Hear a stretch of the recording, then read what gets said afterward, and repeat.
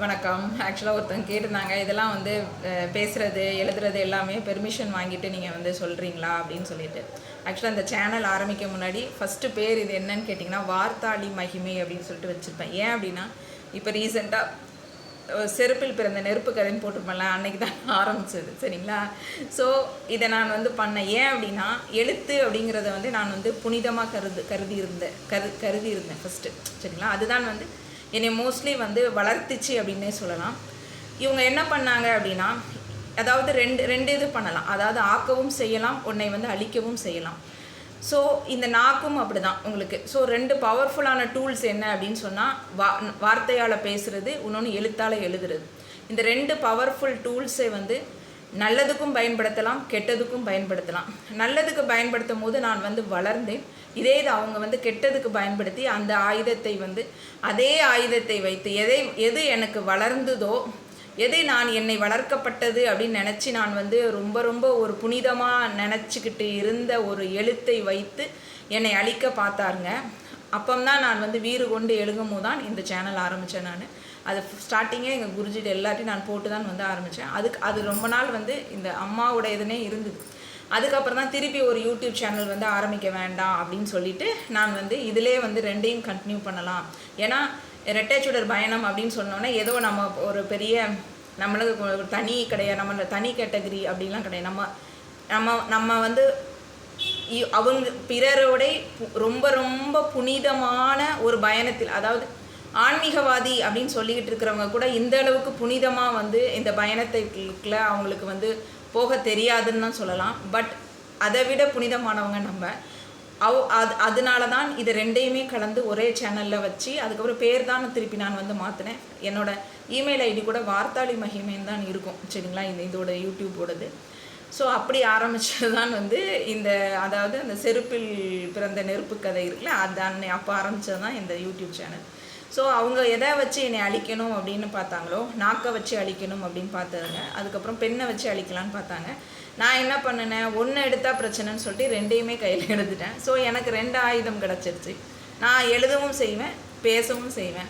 So வந்து 2 வந்து எப்படி வந்து நீங்கள் ஒன்று தான் வச்சுருப்பீங்க. ஒன்று இது இருக்கும், இல்லை அது இருக்கும், இல்லை இது இருந்தால் அது இருக்காது அவங்களுக்கு. நம்ம 2ஐயும் எடுத்தப்பறம் நம்ம முன்னாடி யாருமே நிற்க மாட்டாங்க. ஸோ அதனால தான் நான் வந்து இந்த யூடியூப் சேனல் அப்படின்னு சொல்லிட்டு நான் வந்து ஆரம்பித்தது. ஸோ எல்லாமே வந்து அது இறையோட இது இல்லாமல் வந்து நான் எழுதுனதும் கிடையாது. இது வரைக்கும் ஒரு உந்துதல் இல்லாமல் நான் வந்து போஸ்ட் போட்டதும் கிடையாது. நான் வந்து எனக்கு ரொம்ப ப்ரீ பிளான் அப்படின்னா வந்து நான் வந்து பண்ணினதும் கிடையாது. ஏதோ ஒன்று பேசணும்னு சொல்லும் போது அந்த டைமில் வந்து நான் வந்து பேசுவேன். யாராவது கேள்வி கேட்டாங்கன்னா பேசுவேன். அதை பற்றி என்ன தோணுதோ அதை தோன்றதை எடுத்து ஒரு ப்ராப்பராக பேசணும் அப்படிங்கிறதுக்காண்டி தான் வந்து இது பண்ணுறேன். எல்லா இதுவுமே வந்து எனக்கு ஆல்ரெடி வந்து தெரியும். பட் உங்கள்கிட்ட கன்வே பண்ணுற போது எப்படி ஒரு ப்ராப்பராக கன்வே பண்ணணும்ல, அதுக்காண்டி தான் நான் வந்து இந்த ஏஐ யூஸ் பண்ணுறேன். அதுதான் உண்மை. அதிலே சில தகவல்கள் வந்து தவறாக வந்துச்சுன்னா அந்த தகவலை நான் எடுக்கவே மாட்டேன். அதாவது எனக்கு ஒத்து வராத தகவல்களை நான் அதுலேருந்து எடுக்க மாட்டேன். எனக்கான வந்து என்னோடய தாட்ஸில் வந்து நான் வந்து வச்சுருப்பேன். அதை எப்படி ப்ராப்பராக கன்வே பண்ணுறதுக்காண்டி தான் வந்து இந்த டூலை வந்து நான் வந்து யூஸ் பண்ணிட்டு வரேன். இப்போ வந்து அடுத்த கேள்விக்கு போகலாம். என்ன அப்படின்னு கேட்டிங்கன்னா, அதாவது அந்த யூனியன் ஆனதுக்கப்புறம், அதாவது 2 பேருமே நான் நேற்று பேசினேன்ல, 2 பேருமே யூனியன் ஆயிடுவாங்க. அதாவது உள்தன்மையில் ஃபஸ்ட்டு யூனியன் ஆவாங்க. அதுக்கப்புறம் 2 சக்ராஸுமே வந்து இணைஞ்சி ஒரு யூனியன் வந்து நடக்கும். அது நடந்ததுக்கப்புறம் என்ன, அது ஆக்சுவலாக அவங்க அதை தான் கேள்வி கேட்டுதாங்கன்னு நினைக்கிறேன். அது எதுவும் ரெட்டுன்னு இருந்துச்சு, எனக்கு புரியலை. அது 2 பேரும் அப்படிங்கிறதுக்காண்டி அப்படி கேட்டிருக்காங்கன்னு நினைக்கிறேன். ஸோ 2 பேருமே நான் சொன்னல இணைஞ்சதுக்கப்புறம், அதாவது இப்போ என்னைய பார்க்கும்போது நான் அவனாக மாறுவேன், அவன் நானாக மாறுவேன். சரிங்களா? அது வந்து அப்படி மாறுவோம். என்னடா இது அது வந்து குழப்பமாகவே இருக்கும். நம்ம பேசுகிறோமா, இது வந்து ஃபஸ்ட்டு வந்து லைட்டாக குழப்பம் இருக்கும். அப்புறம் 100% வந்து அப்படியே நம்மளுக்கு வந்து தெரிய வந்துடும் அப்படியே. அதாவது என்னென்னா ஒரு ஃபெமினைன், இப்போது அதுக்கு தான் வந்து இந்த நாடி இதெல்லாம் வந்து சொல்லுவாங்க. அதாவது நாட்கள் எல்லாம் சொல்கிறாங்கல்ல, இதெல்லாம் ஒரு ஆஸ்ட்ராலஜி பிரகாரம். அதாவது திங்கள், புதன், வெள்ளி இதெல்லாம் வந்து ஃபெமினைன் கூட நேச்சர்ஸ் வந்து ரொம்ப ஜாஸ்தி இருக்கும். ஸோ அந்த டைமில் நீங்கள் வந்து பார்த்தீங்க அப்படின்னு கேட்டிங்கன்னா, இப்போ வந்து ஒரு ஆணாக இருந்தாலும் பெண்ணுக்கான ஒரு ஃபெமினைன் எனர்ஜியோட ஃபோர்ஸாக பேசுகிறது, அப்புறம் இப்போ நான் இருக்கிறேன் அப்படின்னு சொன்னால் இப்போ ஆண் தன்மை அந்த நேரத்தில் எனக்கு வந்து அதான் நான் சொல்கிறேன், ஆண் பெண் ரெண்டுமே வந்து பேலன்ஸ் இருக்கிறதுனால அந்தந்த கிழமைகள் அந்தந்த ஒரு நாட்கள், இப்போ அஷ்டமி அப்புறம் பஞ்சமினா நான் ரொம்ப ஃபோர்ஸாக இருக்கிற மாதிரி இருக்கும், அஷ்டமினா பைரவர் ஃபோர்ஸாக இருக்கிற மாதிரி இருக்கும். ஸோ இந்த மாதிரியே வந்து நம்மளுக்கு வந்து தெரிய ஆரம்பிச்சிடும். ஸோ தெரியும் போது இதுக்கப்புறம் தான் என்ன நடக்கும் அப்படிங்கிறத அவங்க கேட்டிருந்தாங்க. அதுதான் கேட்டிருக்காங்கன்னு நான் நினைக்கிறேன். ஏன்னா அந்த டாபிக் கீழே அவங்க வந்து அந்த கொஷின்ஸ் கொடுத்துருந்தாங்க. ஸோ அதை பற்றி இப்போ வந்து பேசுகிறேன் நான். எப்படின்னா இதுதான் அப்போ தான் என்ன ஆகும்னா மிஷன் ஒர்க் ஸ்டார்ட் ஆகும் உங்களுக்கு. சரிங்களா? இந்த தன்மையை நீங்கள் எடுத்துட்டீங்க, அதாவது நீங்கள் வந்து உடல் லெவலில் வந்து நீங்கள் வேண்டாம், நம்மளுக்கு உள்ள யூனியன்ஸ் தான் வந்து பெர்ஃபெக்ட் ஆயிடுச்சு, நான் வந்து அவனாக மாறிட்டேன், அவன் வந்து நானாக மாறிட்டேன் எனர்ஜி வைஸ், சரிங்களா, நினைக்கிறதுக்கப்புறம் தான் அந்த மிஷன் ஒர்க் வந்து ஸ்டார்ட் ஆகும். அந்த மிஷன் ஒர்க் வந்து ஸ்டார்ட் ஆன போது என்ன நடக்கும் அப்படின்னு கேட்டிங்கன்னா, எல்லாத்துக்கும் ஒரு விழிப்புணர்வு தன்மை, மொத்தமாகவே கலெக்டிவ் மிஷன் ஒர்க்னாலே அதுதான், சரிங்களா, ஒரு விழிப்புணர்வு தன்மை எல்லாத்துக்குமே கொடுக்குற ஒரு ப்ராசஸாக வந்து இருக்கும்.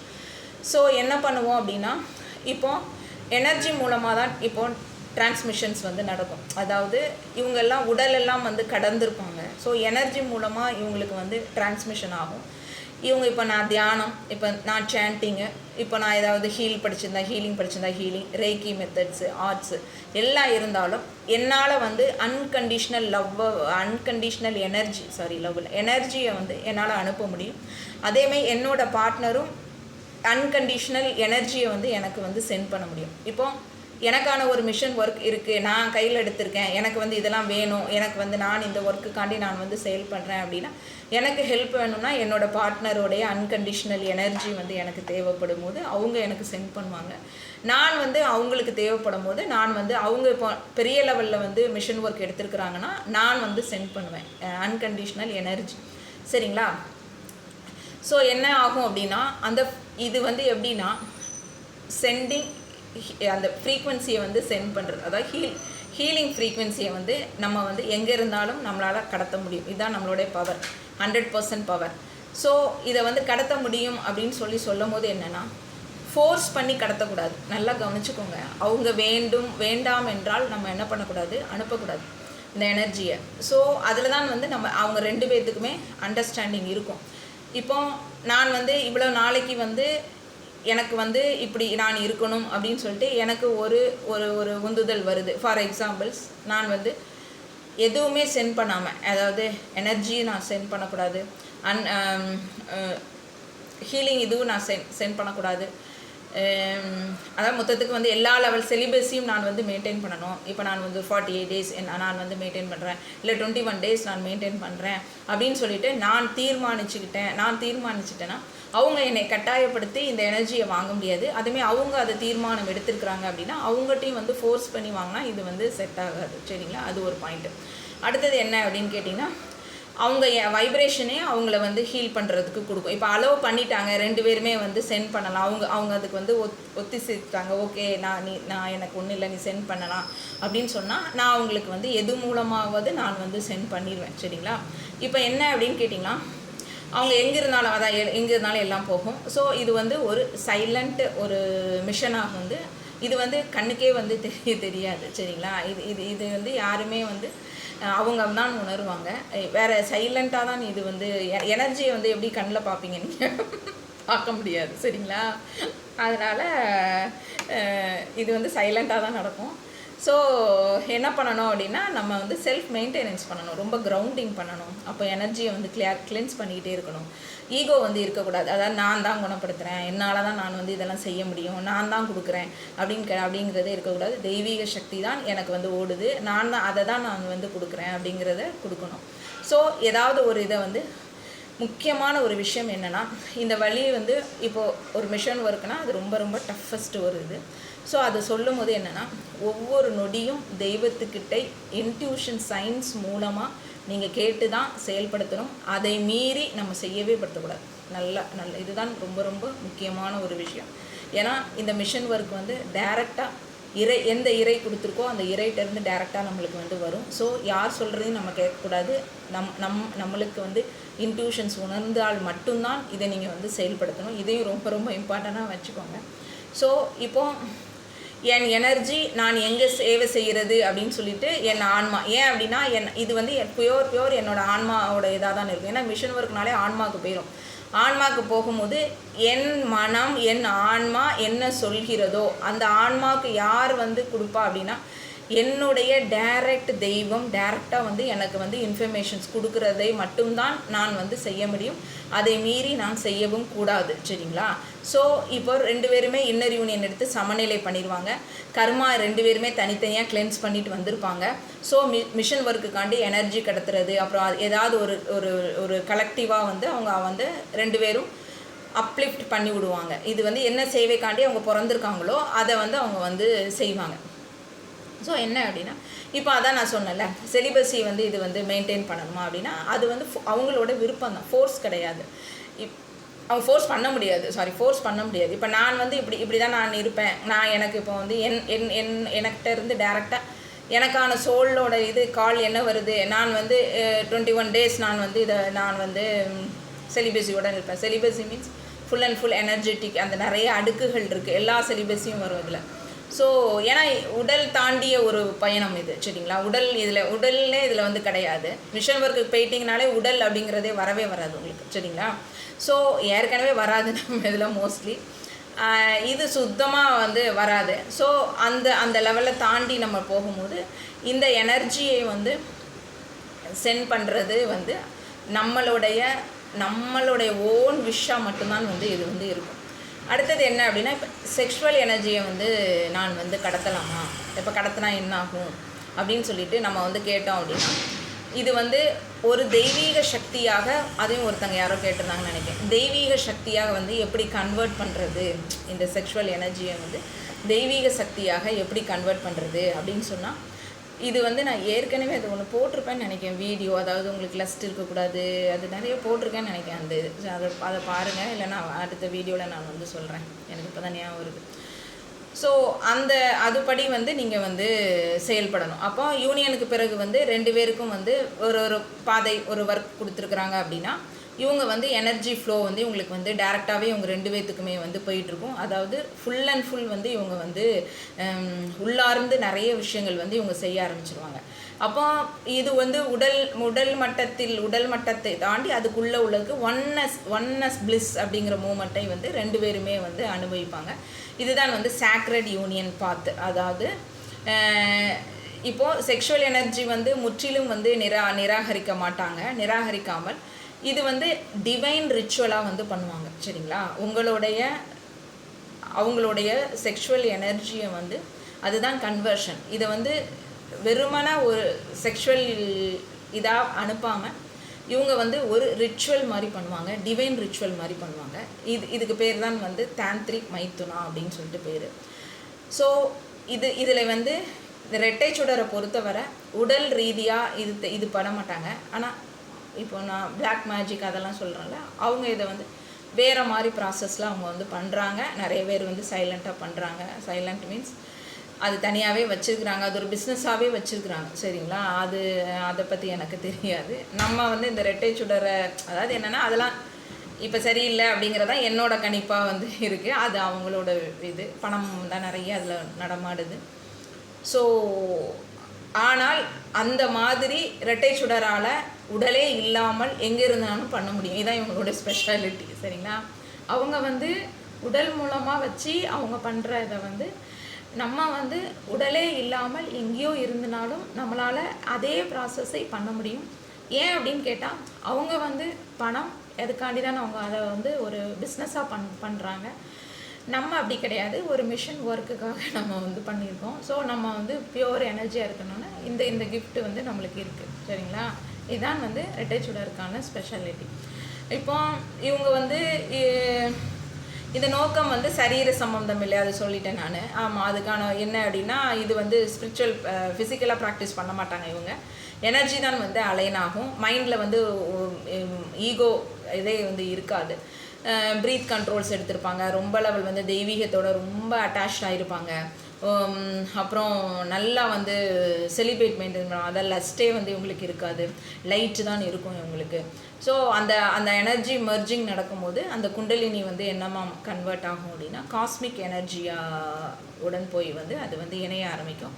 ஸோ அதனால் இவங்களுக்கு வந்து தேர்ட் ஐ ஆக்டிவேஷன்ஸ் நிறையா நடக்கும், ஹார்ட் எக்ஸ்பென்ஷன்ஸ் நடக்கும், ஸ்பிரிச்சுவல் பிளிஸ் மூமெண்ட் நடக்கும், யூனியன் ஆஃப் கான்ஷியஸ்னஸ் அப்படிங்கிற நிலைக்கு வந்து போவாங்க. ஸோ இதை வந்து முக்கியமாக காம வெறி அப்படிங்கிற வழிக்கு வந்து பயன்படுத்தக்கூடாது. அதுக்கப்புறம் என்ன அப்படின்னு கேட்டிங்கன்னா, ரொம்ப தயாராக இல்லாமல் நீங்கள் வந்து இதை வந்து பண்ணக்கூடாது. பண்ணுனா உங்களுக்கு வந்து பாதிப்புகள் வந்து வரும். அதுதான் நான் சொன்னேன், இது வந்து பாதிப்புகள் வந்து உருவாக்கும். இப்போ வந்து இதை வந்து இது அதாவது மற்றவங்கலாம் பணத்துக்காண்டி என்ன பண்ணுறாங்க அப்படின்னு சொன்னால் சோல்மேட்ஸ் கிட்ட வந்து பண்ணுறாங்க. சோல்மேட்ஸ் அதாவது ஒத்த ஃப்ரீக்குவென்சி உடைய இதுகிட்ட வந்து அவங்க அந்த மாதிரி பண்ணிகிட்டு இருக்கிறவங்க அப்படின்னு சொல்லிட்டு கேட்டிங்கன்னா, அவங்களுக்கு வந்து என்ன ஆகும்னா, நம்மளுக்கு வந்து ஒரு டிவைன் பர்பஸ்க்காண்டி நம்ம வந்து பண்ணுவோம். அவங்க வந்து என்ன பண்ணுவாங்கன்னா, அதனால நம்மளுக்கு வந்து கர்மா வந்து கழியும். நல்லா இதை மட்டும் நல்லா அண்டர்லைன் பண்ணிக்கோங்க. நம்ம வந்து ஒரு டிவைன் பர்பஸ்க்காண்டி நம்ம வந்து பண்ணுறோம். ஸோ நம்மளுடைய கர்மா வந்து கழியும். அவங்க வந்து ஏதோ ஒரு பணத்துக்காண்டி அவங்க பண்ணுறாங்க அப்படின்னு சொன்னால் அவங்க கர்மாவும் சேர்த்து இதோட எக்ஸ்சேஞ்ச் ஆகும். சரிங்களா? 2 பேருடைய கர்மாவும் சேர்த்து வந்து எக்ஸ்சேஞ்ச் ஆகும். ஸோ அதனால தான் இது வந்து ரொம்ப கேர்ஃபுல்லாக இருங்க. ஏன்னா தந்திரா வந்து தெய்வீக பயணத்தில் இருக்கிறவங்களுக்கு, உண்மையான தெய்வீக பயணத்தில் இருக்கிறவங்களுக்கு இதேமே கிஃப்ட் கிடையாது. பணத்துக்கு மட்டும் இருக்கிறவங்க அந்த டியூட்டியை மட்டும் பண்ணிக்கிட்டு அவங்க வந்து இருப்பாங்க. ஸோ அதனால தான் இந்த ரெட்டை சுடர்கிட்ட வந்து மற்றவங்க வந்து எதுவுமே வந்து பண்ண முடியாது. ஏன் அப்படின்னு கேட்டிங்கன்னா, இவங்க வந்து ஒரு மிஷன் ஒர்க்குக்காண்டி தான் இவங்க வந்திருப்பாங்க. உங்களுடைய ஒரு சுயமாக உங்களுக்கு முன்னேற்றம் அடைகிறதுக்கோ, உங்கள் சார்ந்தவங்களுக்கு மட்டும் முன்னேற்றம் கொடுக்குறதுக்கோ அதுக்கு வந்து இவங்க பிறப்ப எடுக்கலை. ஸோ கலெக்டிவாக ஒரு ஹோல் இப்போ இருக்குது அப்படின்னா, ஒரு ஹோலாக ஒரு கலெக்டிவ்னஸ் உடைய ஒரு ஒர்க்கு தான் வந்து கொடுக்கும். இண்டிவிஜுவல் ஒரு சாராருக்கு மட்டும் அப்படின்னா வந்து இங்கே வந்து எதுவுமே கிடையாது. சரிங்களா? எங்களுக்கு மட்டும், எங்கள் இனத்துக்கு மட்டும், எங்கள் மொழிக்கு மட்டும், எங்கள் மதத்துக்கு மட்டும், இதெல்லாம் வந்து இங்கே செல்லுபடியே ஆகாது. இது வந்து எல்லாத்துக்கும் அப்பாற்பட்டது. ஸோ அவங்களுடைய மிஷன் ஒர்க் என்ன எடுத்துருக்குறாங்களோ அதை நோக்கி வரும்போது தான் அடுத்த கட்டத்துக்கு மூவ் ஆகும். ஆனால் ஒன்று என்ன பார்க்கணும் அப்படின்னா, ரொம்ப நிதானமாக இறை உங்ககிட்ட என்ன சொல்லுது, யார் சொல்லையும் கேட்கக்கூடாது. இறை மேலேருந்து என்ன சொல்லுது, அது உங்களுடைய சோல் என்ன ஒரு அலர்ட் கொடுக்குதுங்கிறத கவனமாக இருந்தால் தான் இது வந்து சேஃபாக போகிறதுக்கான ஒரு வழியை வந்து நம்ம வந்து பார்க்க முடியும். ஸோ நிதானமாக எடுக்கலாம் ஸ்டெப், ஒன்றும் பிரச்சனை கிடையாது. ஏன் அப்படின்னு கேட்டிங்கன்னா, நான் சொல்லியிருக்கேன்ல, கரணம் தப்புனா மரணம் அப்படிங்கிற ஒரு கான்செப்ட் வரும். ஸோ இதுக்கு வந்து அர்ஜென்ட்டே படக்கூடாது, ரொம்ப ஸ்லோவாக தான் வந்து பண்ணணும். ஸ்லோவாக பண்ணால் தான் 100% இதோடைய நோக்கத்தை வந்து நம்ம வந்து அடைய முடியும். இல்லை அப்படின்னு சொன்னால் ரொம்ப அதுக்கப்புறம் பிரேக் ஆயிரும். திருப்பி என்ன பண்ணுவாங்கன்னா, அதான் அந்த கார்மிக் சைக்கிளில் போய் நம்ம வந்து விழுந்துருவோம். சரிங்களா? இப்போ நம்ம இதில் லைட்டாக ஏமாந்தோன்னு வச்சுக்கோங்களேன், ரொம்ப அப்படி கொஞ்சம் இதாக இருந்துட்டு லைட்டாக ஏமாந்துட்டோம் அப்படின்னு சொன்னால் அகெயின் வந்து ஒரு சைக்கிள்குள்ளே. இப்போ நான் சொல்கிறேன்ல, ஆக்சுவலாக இது வந்து ஒரு 1 இயருக்கு முன்னக்கூட்டியே, அதாவது இப்போ போன வருஷம் அப்படின்னா அதுக்கு முந்தின வருஷமே நான் வந்து இந்த தெளிவு நிலையை அடைஞ்சு வந்தவ தான். இந்த ஒரே ஒரு தப்பு ஒரு இதனால லைட்டாக இது பண்ணதுனால நான் வந்து 1 இயர் எனக்கு வந்து வேஸ்ட்டாக போச்சு. அந்த 1 இயர் தான் வந்து இப்போது 1 இயராக வந்து நடந்தேன். அப்போ இனிமேல் நான் போகும்போது இப்போ நான் ஜாக்கிரதையாக தானே ஒவ்வொரு ஸ்டெப்பாக வந்து நான் வந்து எடுத்து வைக்கணும், கண்டிப்பாக வைக்கணும். ஏன் அப்படின்னா, எனக்கு ஒன்றும் வராது, நான் வந்து எனக்கு ஒன்றுமே கிடையாது. பட் நம்மளுக்கு கொடுக்குறது வந்து யார் கொடுக்குறா? நம்ம கடவுள் கொடுக்குறாரு நம்மளுக்கு. அப்போ நம்ம வந்து கடவுளுக்கு பயந்து தான் ஆகணும்.